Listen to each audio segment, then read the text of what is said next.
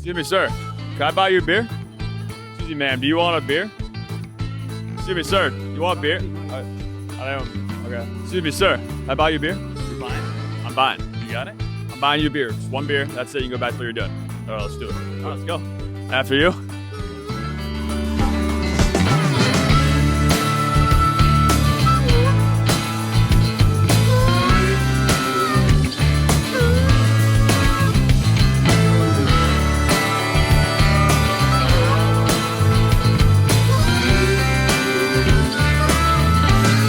First off, cheers. Cheers.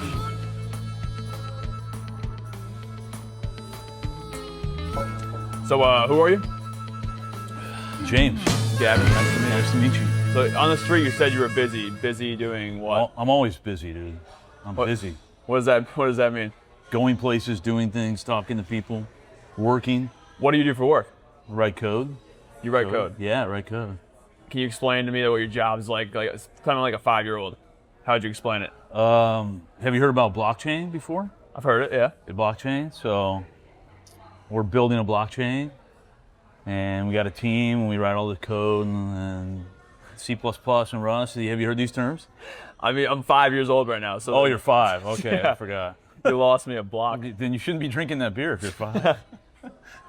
So what would your boss think right now if you saw you were here? I don't have a boss. Yeah. So you're the owner of this company? Yeah, I'm the founder. Yeah. Okay, that's a lot more interesting. Yeah. So why'd you say no to someone offering you a free beer? That was because I'm busy. I told you. Okay. Yeah. Busy. Okay. Busy man. Plus, I can buy my own beer. Okay. So yeah. So yeah, you make money. I'm not looking for charity beers usually. How much money do you make? Just ballpark. I thought you bought the beer. You should have bought it, I think. Wait a second. Did you pay for this?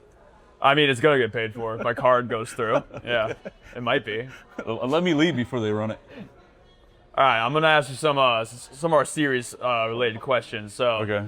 what's your drunk take? Drunk take. Like a drinking take, like a hill you die on when it comes to like drinking. Could be something simple like, oh, I like dive bars more than clubs, or it could be like something very intricate. Oh, drink.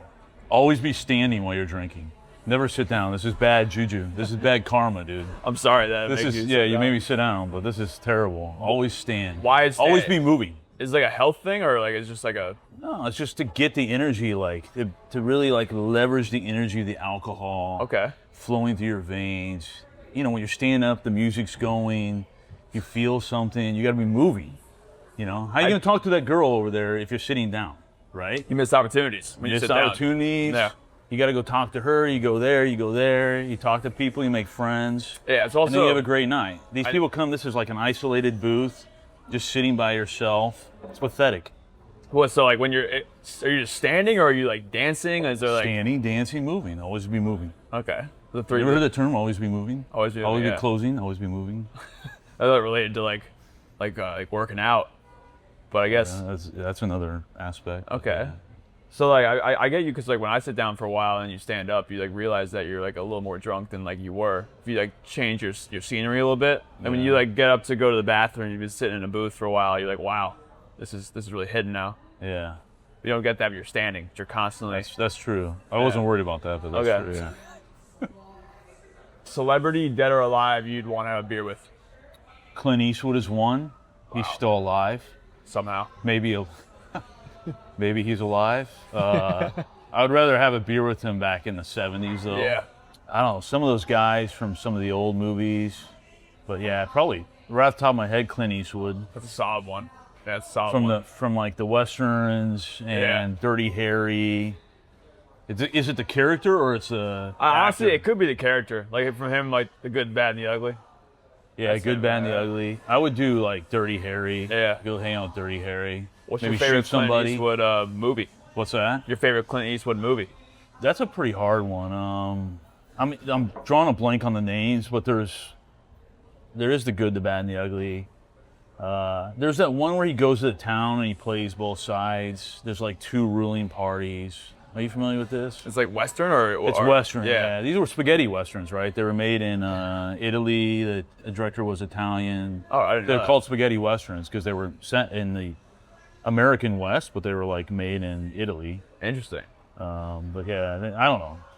I'd say Gran Turismo, solid one too. I know it's not Turismo's Western, good. but Yeah. That was one of my I've only favorites. seen that once though, but it's a pretty good movie. Yeah. I feel like a lot of his Western films are kind of blending into one movie right now. I feel like I'm thinking of them, and it just kind of is hard to just differentiate. He played the same character basically for like 20 years. Yeah. Yeah, he made his career off those, plus the Dirty Harry series. A lot of the actors, there's the one where he's like a boxer. Any Which Way, something. Any Which Way or something, he's a boxer.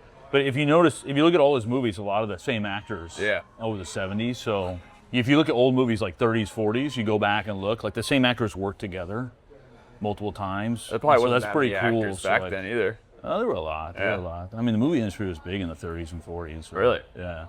How What's about the you? oldest movie you've seen? Like, I feel like I haven't seen a movie below this. 20s, Really? 20s, yeah, late 20s.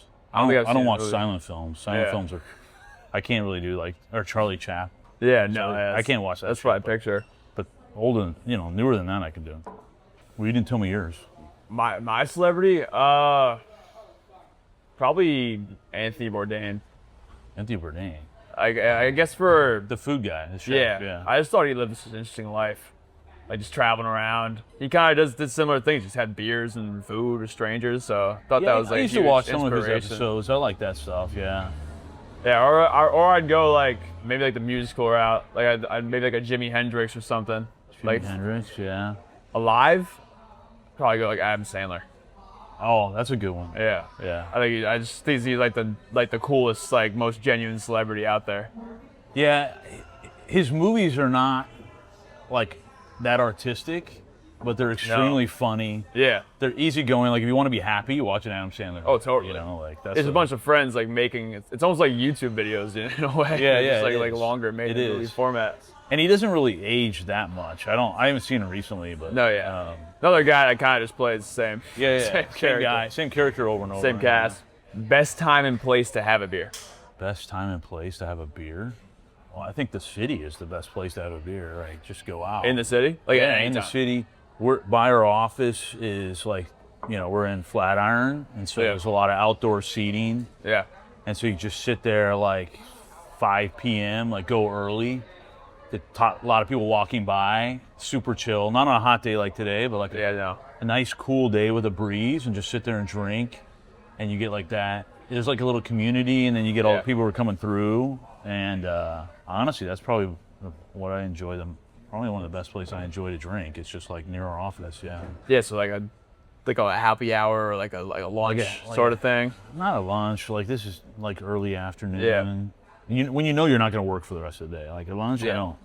I don't want to drink and then go back and work. It is hard. It's going to be painful. Yeah. It's going to be painful to go back to work after you're drinking, but like when you know you're done for the day, and it's so relaxed, right? What would you say in New York City, what is your favorite bar or favorite place to drink? I don't know. I like the rooftops a lot. Yeah. But everything's so crowded these days. So I would say like on the street. I'm not particularly. It's all the same beer. Yeah. So it's just more like atmosphere and your friends are there. Yeah. It's more about your friends and who's showing up than it's about the place. Because I've been in some really shitty places, but good group of people and had a lot of fun. And I've been in really nice places with like two people and it's not that fun. So it just depends on the. It's all about the company. It's all about the company more than the location. Yeah. Speaking of company, employees, like, do you like go out often with your employees? Like, you drink with them? We used to a lot. Yeah. We used to party pretty hard back in the day. I think things have slowed down. People are getting older. Yeah. They're getting more long-term relationships. People are having kids. This is all a buzzkill. You know what I mean? Like this kills your drinking. So it's over at some point. You know? You're transitioning into like the next stage of life. When does that usually start? At what age would you say? I mean, the East Coast is probably later. Like I grew up in the Midwest, it's probably earlier, like mid-20s. Here, it's probably like anywhere from late 20s to mid-30s. But a lot of our employees are young, like 20-year-olds, and then they people get busy and with regular life and also like when you're young in your career, it's kind of like you're still in college almost. Yeah, right? totally. You're drinking like you're in college. And then you start dating, things are going in the city. And then people start to get late 20s, early 30s, and they like want to partner up and then you partner up and then you like, can't come home at 3 a.m., completely wasted, falling into bed sort of thing because your girlfriend's there or something. And so, or something. Yeah. I just think like things slow down, with people. Yeah. And for better or for worse. Would you say, like, is it when you have an employee, like, do you want to see them in an atmosphere where they're getting drunk just to kind of like gauge like how they actually are? Is that like an important like thing for you to kind of gauge with someone? No, I think I'm a pretty good tell with like people when they're not drunk. Category Labs, which is my company, I would say most of the people there, all the people there are pretty cool, right? Yeah. So like, they're all very easygoing. Like we hire for that. Yeah. They don't hire. We try to filter out people who are uptight or like high ego or whiny or these sorts of things, people that you would normally encounter in everyday life. So we try to filter that out as part of the interview process. So it is fun to see people get drunk and make fools of themselves. I've done it many times myself. But I think we got a pretty good understanding of people. Do you have sort of a lax management style of that? Like if your employee, everyone has bad nights. If they went out, had a bad night at a company outing, is there, you gonna reprimand them or are you gonna like be like, let it fly? I mean, I'm gonna let it fly unless they do something that's more like HR-y, if you're like slapping somebody's ass or something, then you probably gotta like, maybe put in a little note in your HR file saying don't slap asses anymore or something. But like, I don't know, it's pretty, like if you fell down on the sidewalk and puked on somebody's car and knocked over newspapers, I don't know, who knows, you're not gonna get reprimanded for that. Oh, man. I want to work there. That sounds pretty sweet. Just like, I've done this. I've gotten in trouble plenty of times. I got lectured at Jump Trading with one of my former firms about getting too drunk at parties and stuff. And take it easy, take it easy. If you're going to go, take it easy and that sort of thing. But just don't do any HR sort of. HR-lit things. HR, just be nice to everybody. Have a good time. Yeah. What's some of the most, like one of the more like embarrassing stories in terms of getting in trouble in your professional life? Oh my God, I can't tell you the most embarrassing. I'll tell you like middle of the road, but like I've been kicked out of you have like company events at a bar, like you rent a bar and then you have a little company event, and so I've been kicked out of the bar by the bouncers of the bar during a company event. Stuff like that has happened. I mean, worse things than that have happened, but that night that I was kicked out of the bar, other people got kicked out. There are other things that happened, and so I kind of I slid under the median of like the worst things that happened that night, which is, what is it like? You don't have to be the fastest person. You just have to be faster than the slowest person if the bear is chasing you. And so this is the same sort of like idea. Just coast a little bit. Yeah, you can be wild. Just don't be the most wild. Okay. Right. Well, that being said, you don't want to incriminate yourself. What would you say are some of the wilder things you have seen?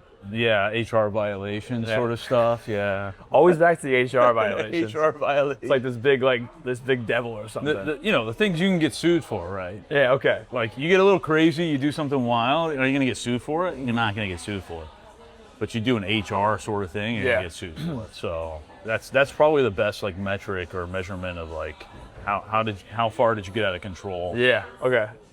I only worked like a regular job for about a year, but I had an instance where at first company party, it's in Vegas, and like I remember my mom being like, man, like take it easy, it's a lot of fun, but like you don't want to like, so obviously open bar, having a great time, turns into me like grabbing like the mic from like whoever was running like the DJ and like starting karaoke for the entire company. So I sang a song in front of the entire company that I just got hired like 3 months ago. It ended up like landing well, I thought. But everyone else started singing karaoke, and I remember getting sent to HR. They're like, you can't really do that. Even though people like, it did resonate well, but HR was like, you can't do that at a company party, Dude, you should have gotten like a medal for that, a commendation. That's what I thought. Like you should have been called in the next day and been like, do that next time as well. Keep it That's up. what I thought. They were all like clapping and laughing and saying how fun it was, and then it was like, get back from Vegas, and someone's like, well, you probably shouldn't do that. And I was like, that's when I was like, corporate world, it's two-faced. It depends on how risk adverse people are, right? Yeah. Like some people are just like, the risk is worth, or the reward is worth the risk. And other people are super risk adverse. Okay. Lawyers are tend to be super risk adverse. HR is risk adverse.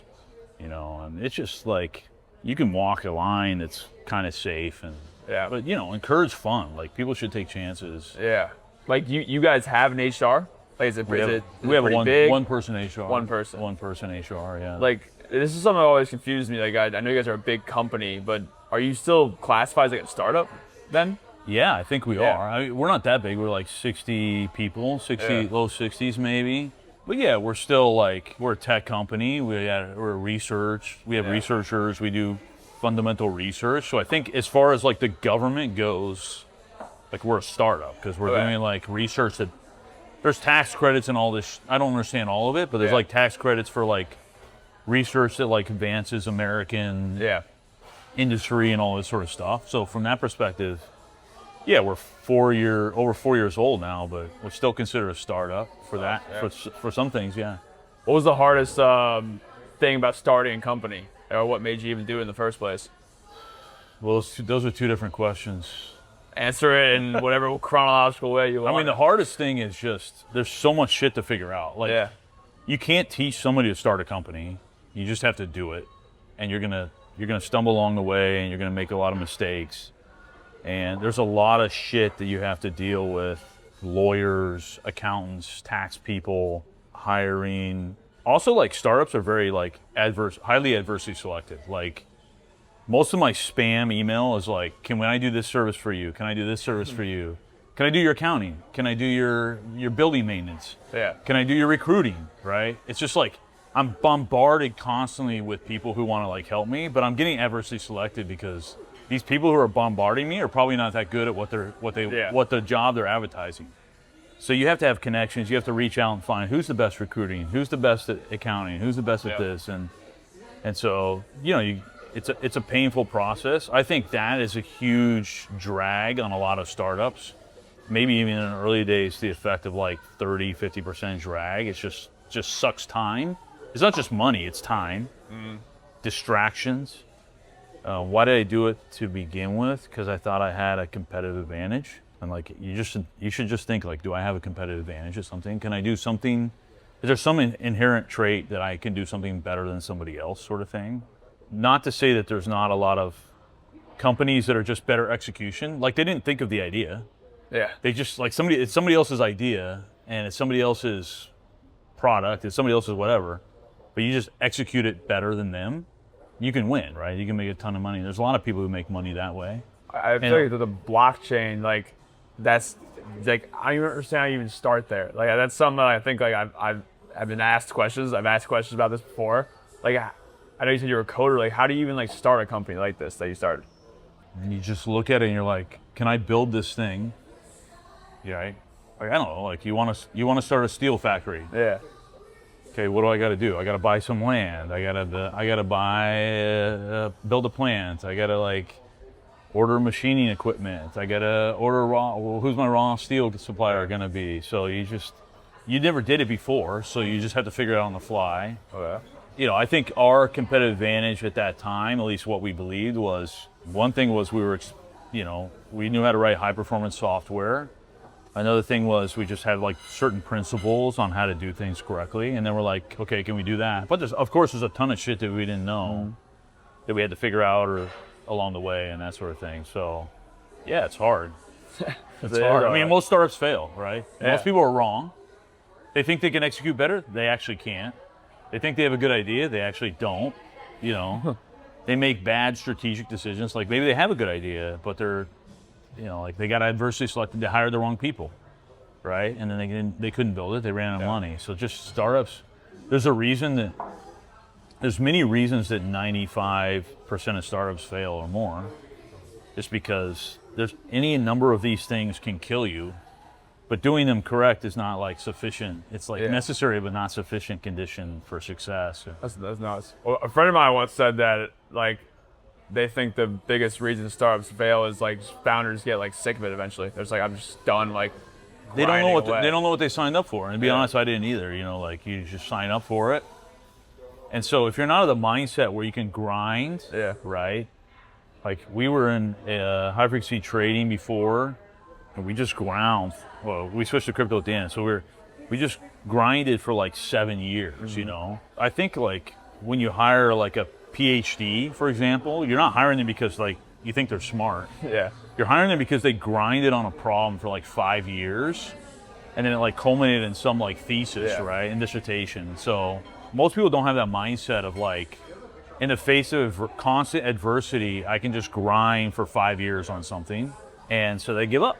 You know, they think it's going to be easier than they thought it was going to be, and they give up. Yeah. So, do you think now with how easy it is to essentially like build a product, start a company, like what do you think is the most important thing to make a company successful, like nowadays? somebody has to want what you're doing. I mean, a lot of startups are solving problems that nobody cares about. Yeah. You know what I mean? It's like, oh, I invented this. You know, these inventions is a common thing, right? I invented this thing that helps you hold the soap in the shower, and you're like, no, the soap holder that's been around for 2,000 years does it just fine, Yeah. right? It's like, oh, it pops the soap up or something. There's less soap residue. Like, am I going to spend $20 so there's less soap residue? Like, it doesn't. These things don't make sense, right? So, like, first of all, people are solving problems that don't exist most of the time, or people don't value the solution. Do you think you like solving a problem that you have yourself makes a good founder? Like, is that what you kind of have when you started Monad? Like, where you are or on the capital, or like, were you solving a problem you already had, or like where that expertise? No, not and so idea much in come this from? case. Like, it was just more like looking at the industry and seeing what people are doing, and seeing gaps, and being like, they're not doing this part this well, they're not doing that part this well. Or they're doing this and I think I can do it better. That's the better execution part of it. Like, okay, a problem's unsolved. I can solve it. That's one thing. Another thing is like the problem is unsolved. People are solving it, but they're solving it poorly. I can do a better job than them at solving it, right? A lot of major industry is just, like I said, better execution. They didn't think of the problem and think of a better solution. They just did a better job at executing on the solution than the other people did. So that's a huge thing. That's true, man. I really do believe that like the whole like fad on social media is like, oh, like you can get this like passive income. Like that's the whole thing everyone always tries to chase like that. Like, do you believe that you can really have a passive income kind of thing other than like maybe owning like real estate or something? And even there's still like degree of work. So I used to work at Goldman. There's MDs at Goldman that are making millions of dollars a year, right? And I used to think like, okay, they went to the best university, they get the top-notch education, like like maybe in the best high school in the country, like their whole pedigree, right? They come from a top family, they get the good genes, they look good, they're tall, they're good-looking, they're smart. They went to Yale, or they went to Harvard, or Stanford, or one of these things, and then they worked their way up inside Goldman, and now they're making X million dollars a year. They're not making $20 million a year, but let's say like $2 million a year. I thought about that, and then I just think about, this is a long time ago, I used to think about this stuff. And there's like the guy who just like started a gas station, right? And then he makes a little bit of money, and he buys another gas station, you know, and 10 years later he owns 10 gas stations. Okay, these two individuals are making the same income, right? No pedigree, no Harvard, no Stanford, no Goldman Sachs, no best private high school, whatever. And these two people ended up in the same spot. And so is there passive income? Yes. But it's never hands off. Like you can't start 10 gas stations, you know, move to the Bahamas, come back 5 years later and expect to have any money left, because everyone is going to fleece you. Your management is going to fleece you. The city's going to fleece you on your permits and all this other stuff. Like I don't believe there's any such really thing as passive income above like S&P 500 or something. You know? I don't believe it exists. Being a landlord, I've been a landlord not intentionally but accidentally before. Extremely hard thing. You get tenants who don't pay. You get tenants who destroy the house. You can hire somebody to deal with all that stuff, but that costs you money. It's dragging your returns down. So no, I mean, I don't really believe there's anything that's true passive income over an extended period of time. Past like maybe like 10K a month or something. I mean, if you own a rental property in your town and you're finding tenants and you're fixing things, that's not passive income. No, you know, totally you're not not trying to grow the business because it's a fixed business, but it's a fixed income, but that's not passive. Like, you're actively involved. Right? That's also, what would be your best advice for a founder starting a company, and then the worst advice that you ever heard about or that's out there about starting a company? That's a tough set of questions. Best advice? I think, first of all, I think advice is terrible, right? Like, people watch podcasts and stuff, and there might be a little thing that pops in your head that you haven't heard before, but people watch, like, I don't know, these rich guys talk, right? Andreessen or Chamath or any of these guys talk. Like, dude, if you're watching these guys, you're not learning anything. Yeah. You might listen to the words that they say, and you might shake your head in agreement. That makes sense. But you can't turn around and implement it, right? Like, you can't apply that. Yeah. You have to learn. You need that feedback loop. And being a passive observer of, like, other people's knowledge is not a feeder. So I just don't think that, like, advice is worth that much. It should be more interactive. So, like, it's better if you have somebody that you can. I like to be the devil's advocate. Yeah. I like to argue against. So I get DMs from people on Telegram, and they're like, I want to do this. And I'm like, okay, tell me your idea. Okay. And no matter what they say, no matter if it's the best idea in the world, I'm going to point out flaws in their idea, right?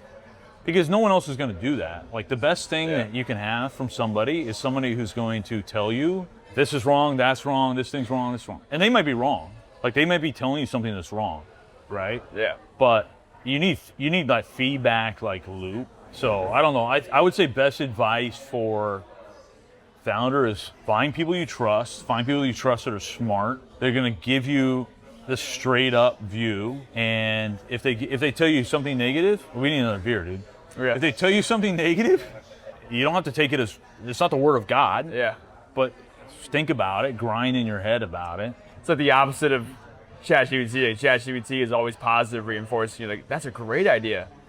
Yeah, I tell ChatGPT. I don't use ChatGPT. I use Claude. I tell Claude you're wrong, and then he goes, "Oh, you're right." And I thought, okay, then what was your value from the beginning, sort of thing, Zero. right? Like, you don't need people to tell you you're right. Yeah. That's worthless conversation. Yeah. Literally. I think this. Yeah, I agree. Okay, what did you gain from that conversation? I think this. No, you're wrong. Okay, tell me why I'm wrong. Make some arguments. They make an argument. Maybe they're wrong, but at least it further validates your thinking. So surround your people who are, like, don't have an economic interest in your business, and they're smart and they're willing to give it to you straight. Mm-hmm. That's the most valuable people you can have in your life. There's no reason to tell you anything else other than the truth. That's essentially right. That's like, not afraid to hurt your feelings. Yeah. Don't be emotional about things. So many people are emotional.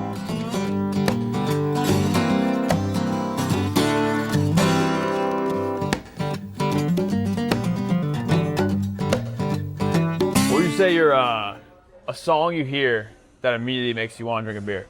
It has to be one like this.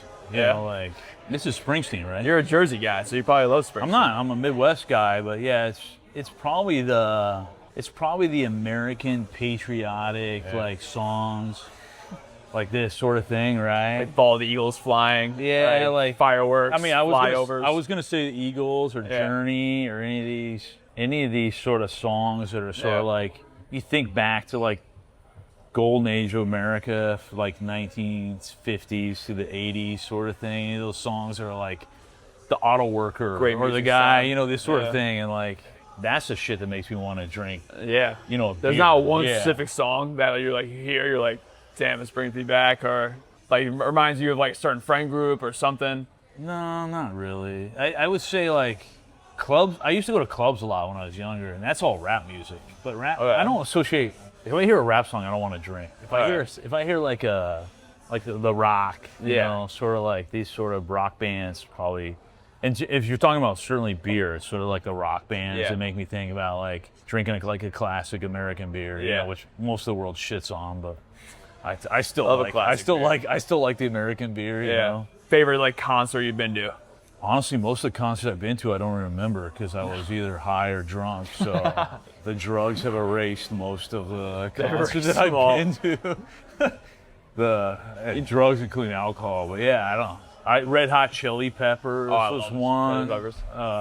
There's certain songs they play, Under the Bridge, and all these sort of things that I just still would lose my mind if I could hear that again in person. But yeah, they still play around. Those guys. I don't know if They're pretty old now. I haven't even looked them up yet. So I looked them up recently, so I don't know. But yeah, when did your clubbing days end? They haven't ended, dude. I'm going to still go out tonight. go? What are you talking about? You said you used to go to the clubs. No, I meant like back in college. Like you would go to the college bar. Yeah. They weren't. At least when I was in school, they weren't playing rock music. They were playing like rap music, like dance music. There was a dance floor usually. That's fun. So I don't know how, with your age, like what bars play now. But back then it was mostly like 80s, 90s rap sort of thing. There's a lot of like nostalgia, like shit these days. I feel like there's bars that are like, oh, we're like a 90s bar, and like it's probably like, I mean, I wasn't alive in the 90s, but it's probably like you weren't alive in the 90s? No. Oh my god. I'm actually 19. No, I'm kidding. But yeah, no, I feel like a lot of like stuff. You're buying the beer, so I don't feel bad. I feel like all like the cool shit has already happened. I think it did. I think you fucking missed out. Yeah. So now we're the just best like decades in America were the reaching for 20s, shit. the 80s, and 90s was a close second. And so if you weren't even alive in the 90s, you don't even know like what America's about. You missed the glory decades. You missed it all, dude. Missed it all. Sorry. Born at the wrong time. Hopefully it comes back for you sometime. Born at the wrong time. I don't know. Yeah, I don't know. Now it's all like everyone wants to be like a tech founder. How old were your parents lived through that? They were those decades then. Yeah, my parents were like 50.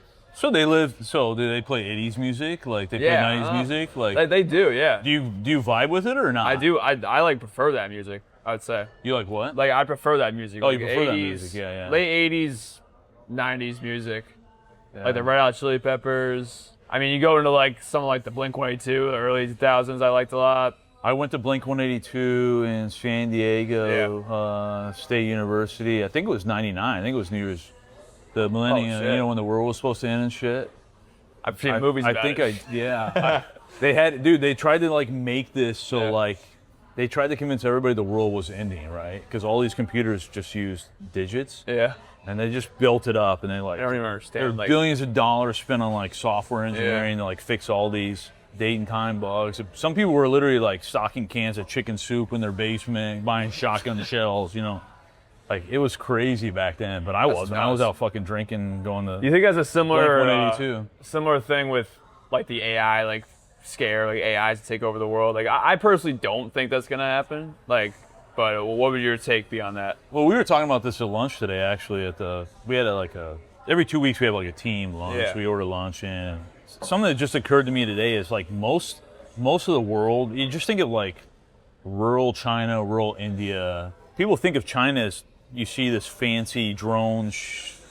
Flying dragon drones on, for some festival or something in some big city like Shanghai, but most of China actually is poor, like farming, right? Like there's just millions and millions of farmers, and people are self-farming using old sort of methods, and same thing with India, same thing with Vietnam, a lot of countries, Not so much in America, because farming in America now is an industry, and you got all these like big machines, and big combine costs like $300,000 or something, and they can do a field in like whatever, a massive amount of land in one day. But I was thinking, like at lunch, I was talking to a few of the guys, and they were like, how's this going to affect wherever? I think people just go back to farming. Like that guy in the middle of a field in the middle of China, what does AI affect with him? I think it fuck.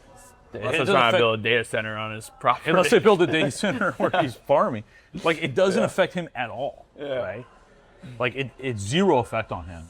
A lot of things in the world is bell curve, right? You probably learn like stats, and like IQ is a bell curve, and what are all the attributes of good, successful person? Like control your emotions, or how impulsive are you, or there's all these sorts of things, right? And these are all like bell curves in the human existence. And I think as AI is like this IQ of person right now equivalent.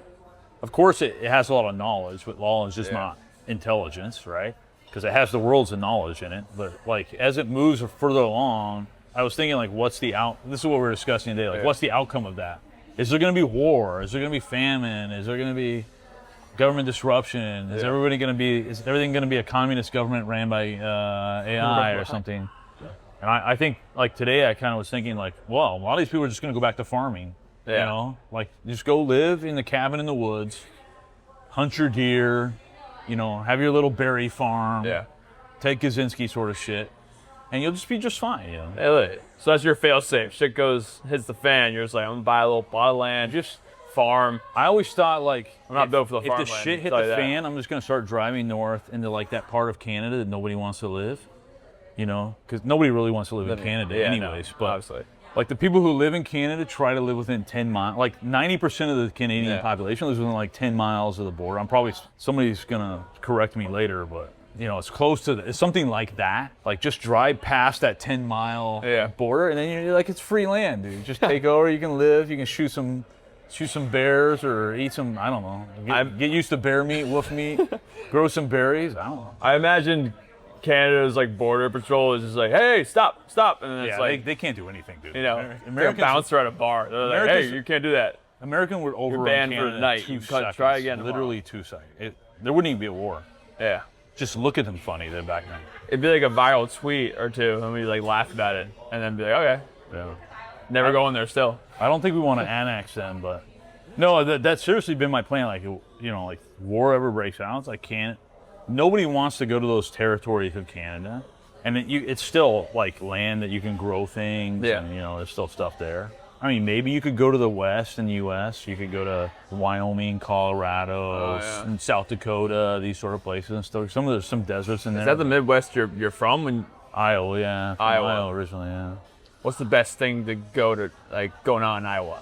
If you're not like a top student or something like that, the youth in Iowa is basically like, in my days was, like I said, drinking, smoking, having sex, this sort of thing.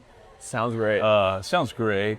I was kind of a little bit nerdy in high school, so I didn't really start drinking until college. But University of Iowa is a really good school.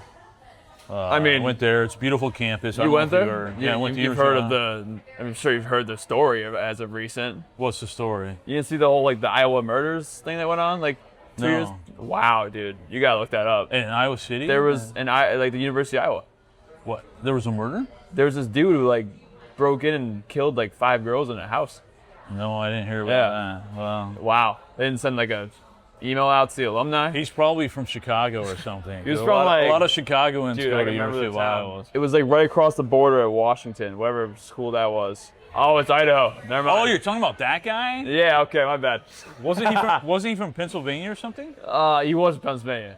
He was from Pennsylvania. So wait, he was from Pennsylvania. But where is Iowa? I'm thinking it's over by Washington. Christ. See, this is the state of American education. This is Gen Z right here. You can't even tell get used to it. Idaho, Iowa, and Ohio. So Idaho is not where you're from. Got it. Where is Iowa? Like, I'm not telling you. Look at a fucking map.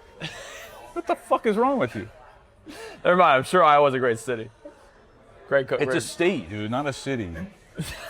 A great college. Yeah, that was great. That'd be great. I'd love to visit sometime. Oh my god. Yeah, it's okay. So never mind. He just slandered the whole state with his murders. I know, slashing 5 girls in a. It's okay, yeah. That's totally. Now that I think about it, that's totally not Iowa's bad. It's definitely more Idaho. It's hard to tell. You know. Same. Connecticut. Similar. Yeah, I mean, that's why I say I can talk about how shitty states are because my state is also shitty. It's not like I'm from a cool area. If someone's from a cool area and they talk down on a state, it's like, that's kind of mean, you know? Connecticut's got a lot of, like, hedge funds, insurance companies. Yeah, there's a couple. It's got its little, like, niche industries that are doing well there. They ain't sharing it with me, no. No, you're not. Your dad's not a hedge fund manager? No, unfortunately not. Fortunately not. I guess I'm paying for these beers then, aren't I? Yeah, the card's getting defined. See if I have any beer-related questions to end off our... It's a great song right here. It's probably... How old are you, by the way? I didn't even ask that. 48. 48. Yeah. So this was like your shit, Billy Joel? Billy Joel? We didn't start the fire, right? Yeah, you didn't do it. I didn't start the fire. No. That's what I told the cops. Yeah. What's the most expensive bar tab you ever paid? I don't know, a couple thousand. Couple thousand. Couple thousand, yeah. Is that like a company bar tab or like a personal bar tab? I mean, yeah. Personal, yeah. I paid with my personal card. Wow. Big day. Just in case the IRS is watching. No, I think like the funny story is my co-founder is Keone, and we used to go to Vegas, and he would pay the bar tab, right? because he was the lead of our team, and this is before Monad, Category Labs and stuff. And I saw some pretty big checks that Keone signed. And actually, I was just talking to him this weekend about this, like reliving some memories where like some pretty big fucking checks that would, you know, talking like they would buy a car, you know, for somebody or something like that, put a down payment on somebody's house. Why? Because clubs are a fucking ripoff, dude. Like they sell you a bottle of vodka for like 10x its price. Like it's a. But what is that? How does that relate to putting a down payment on a house? You said?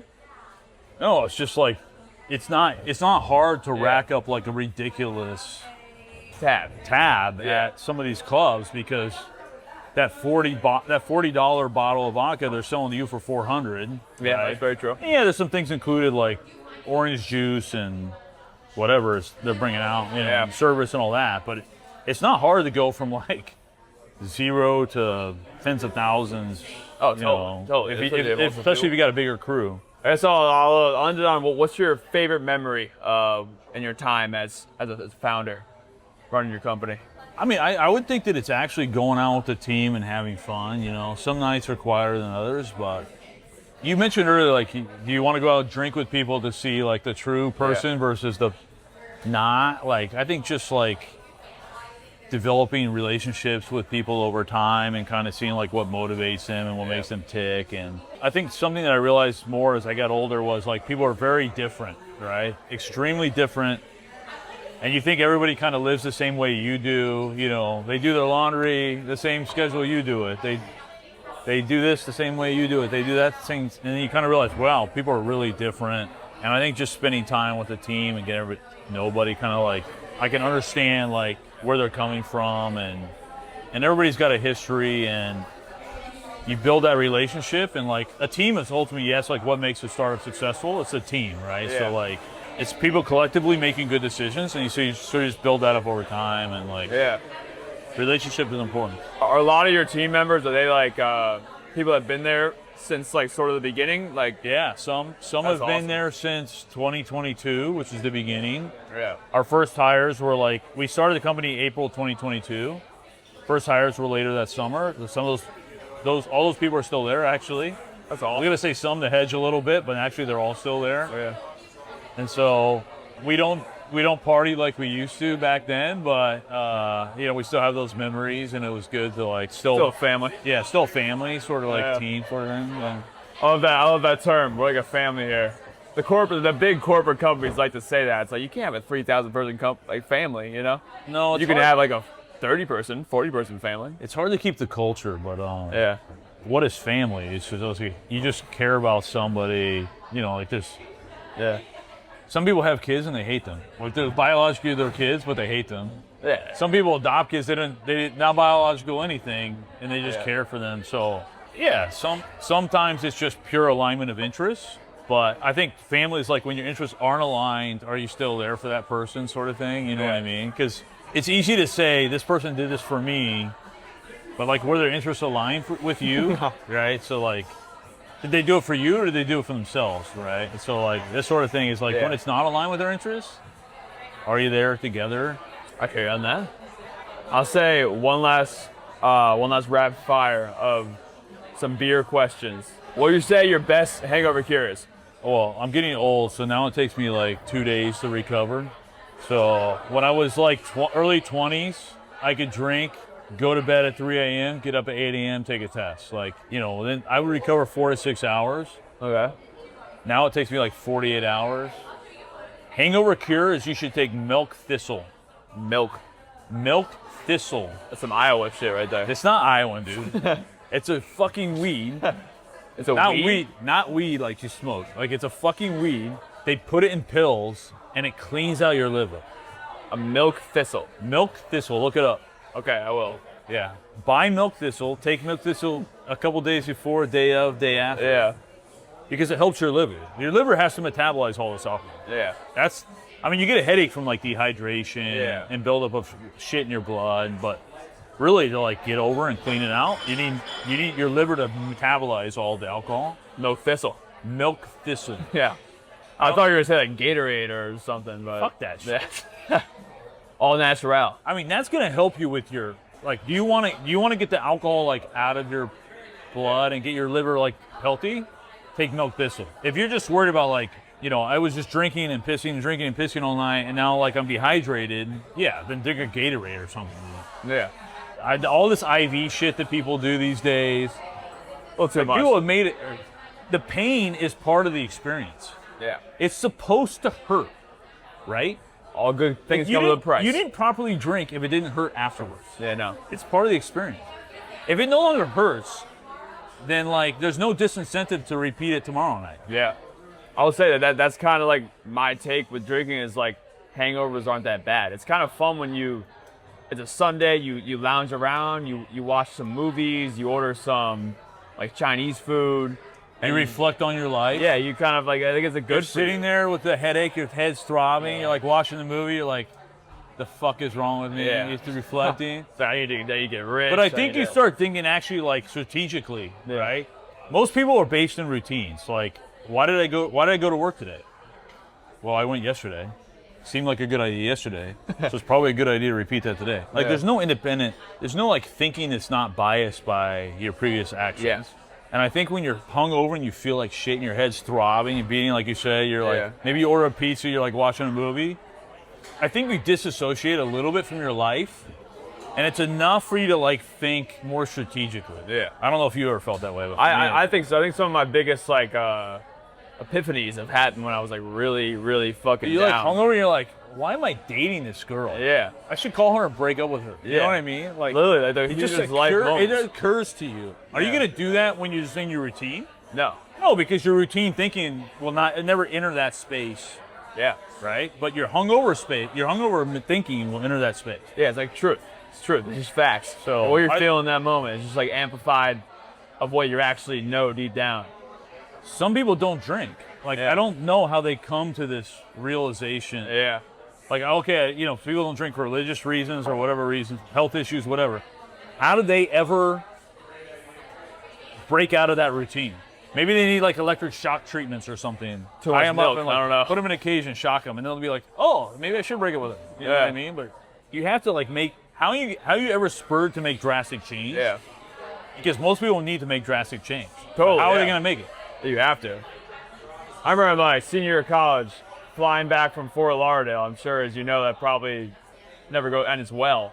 So hungover, like so hungover. I'm like, want to cry, I'm just sitting on a plane. I'm just like, I need to like move the fuck away from where I live. I just need to move. And just like next day, I was like planning to like move to Boston. That's the first thing. I'm like thinking about those moments. Like every drastic change in my life has come from like just like reaching like the rock bottom hangover and just like kind of having to like pick the pieces up and figure out like, yep, here we go. This is what we're doing now to fix this. It's a shock to the system. Yeah. It's like you get in a car accident, like a bad car accident. And you're like, then people tell you like, oh, I started to reevaluate my life. Like, am I wasting my time in this job? Am I wasting my time in this relationship?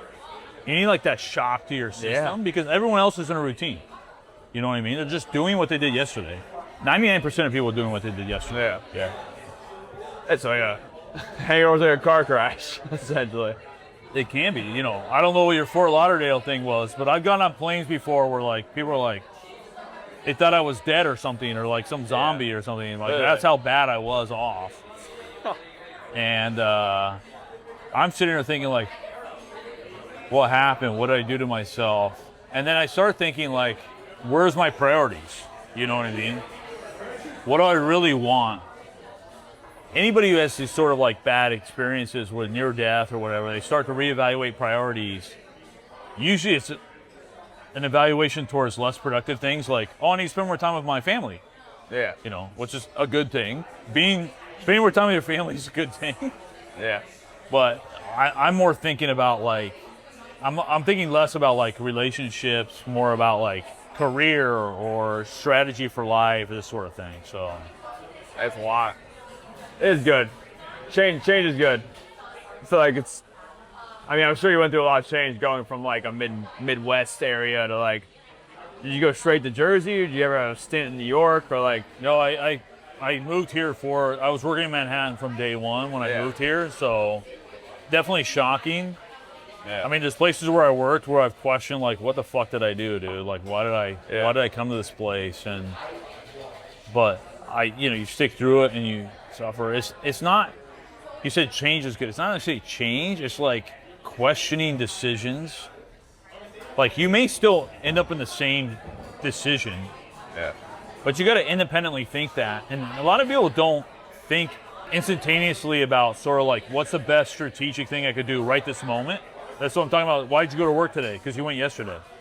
You have to be thinking like, is this the best place I can work? Yeah. Or is this the best opportunity where I'm going to grow or whatever? And then you're like, okay, am I going to make a change? You might not make it that day. Don't be like that guy in what's that movie, the tech movie where the guy like quits his job?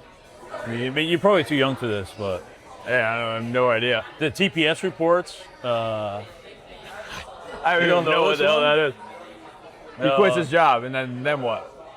The story is he gets hypnotized, and the hypnotist dies while he's hypnotized.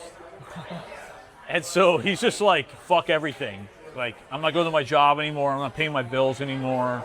Sounds like the Jim Carrey one. Where I'm not anxious, so I'm going to ask out the girl who I like, who I normally don't ask. Wow.